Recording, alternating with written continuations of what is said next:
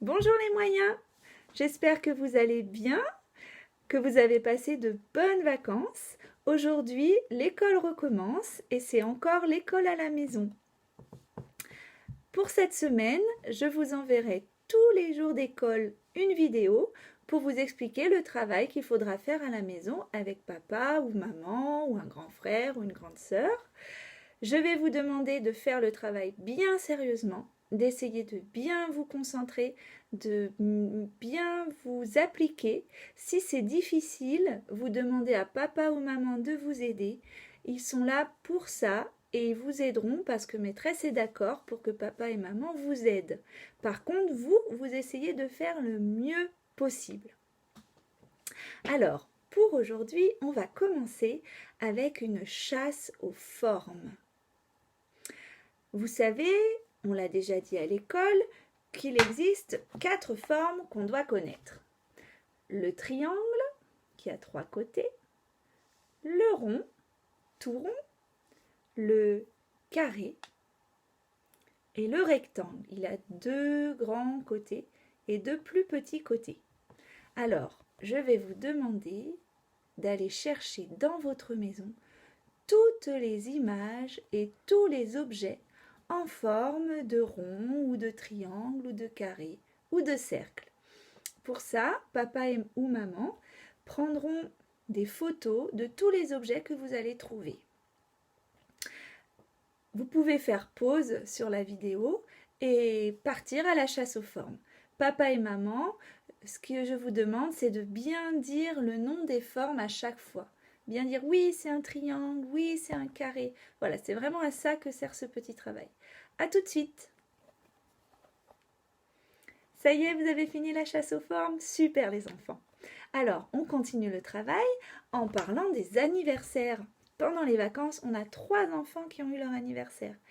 Myriam, Aya et Asma. Elles ont eu toutes les 3 leur anniversaire. Alors on va leur faire des petits dessins.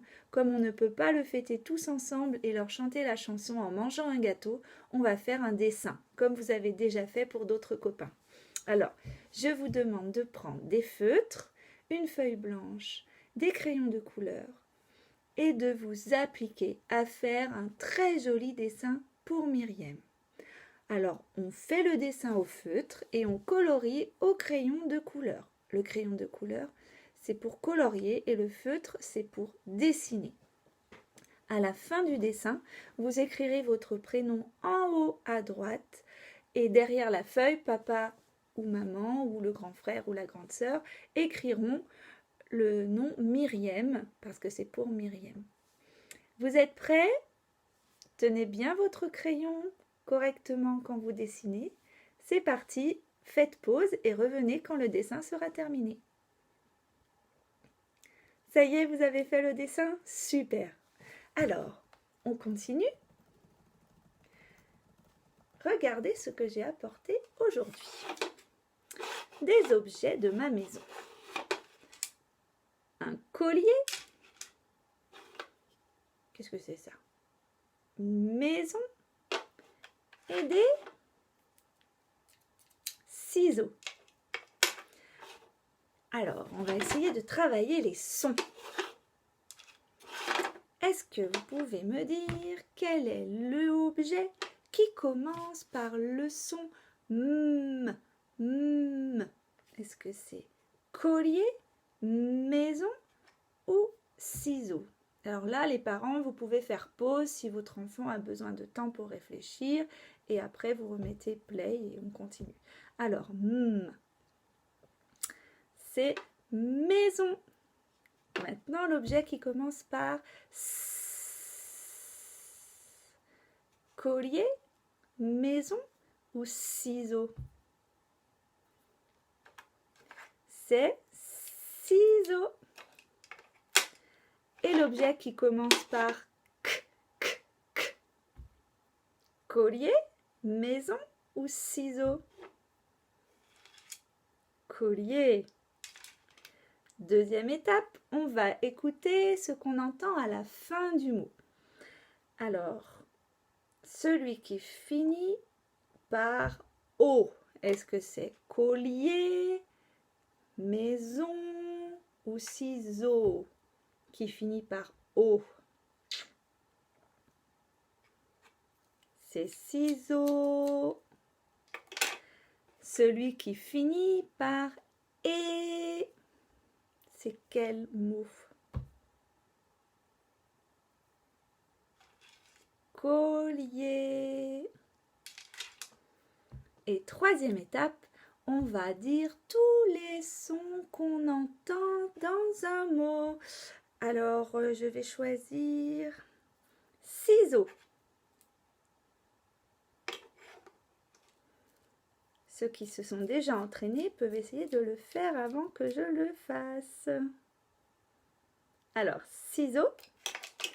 S, I, Z, O. On a 4 sons dans ciseaux. Je vous laisse faire pour les autres mots si vous le pouvez, les parents. Et je vous encourage à le faire encore une fois dans la journée avec d'autres mots de la maison. Vous pouvez prendre par exemple une fourchette pendant le repas et dire, allez, on va dire tous les sons qu'on entend dans fourchette. F, ou, r, ch, et, t. Ça fait 6 sons dans fourchette, ça fait beaucoup. On passe à la suite. Alors, la suite du travail, c'est de regarder une jolie histoire.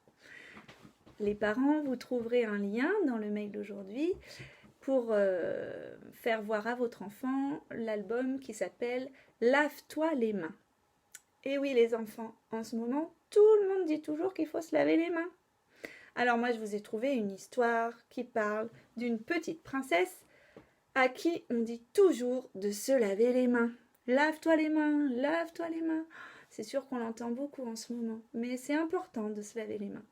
Alors je vous laisse regarder l'histoire et ensuite les parents, vous pouvez discuter avec votre enfant des microbes et de comment on peut se donner les microbes et de pourquoi c'est important de bien se laver les mains. Voilà, je vous laisse faire pause et revenir après. À tout de suite.